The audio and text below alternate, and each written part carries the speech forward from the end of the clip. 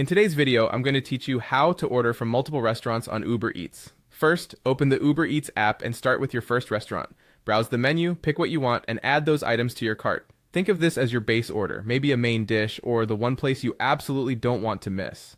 After you've added your selections, keep the cart open. Don't check out yet. We'll build on this cart so everything can be coordinated in one delivery when the feature is available. Now look for options that let you add more from other places. Depending on your location and the restaurants you've chosen, Uber Eats sometimes supports multi-store ordering, nearby restaurant combinations, or shared delivery routes. When this is available, you'll typically see prompts such as add items from nearby stores or order from another restaurant. Use those prompts to continue browsing and add complementary items, like grabbing drinks or sides from a second spot to the same cart. It's important to note that not all restaurants qualify for multi-store delivery, and the option may appear only at certain times or for certain combinations.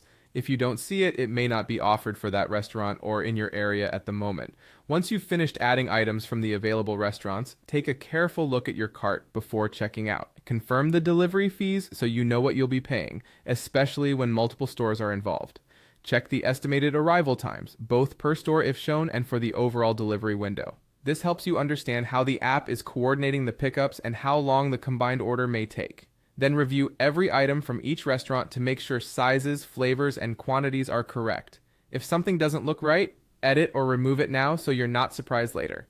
With everything confirmed, place the order just like you normally would. The app will handle the rest, coordinating nearby pickups and shared routes when possible to bring your selections together. Keep in mind that combining restaurants can sometimes extend delivery times or affect availability, especially during busy hours, so the estimates you see are your best guide. If the multi-store option isn't available for your chosen spots, you can still proceed with your single restaurant order or try a different nearby combination that does show the option.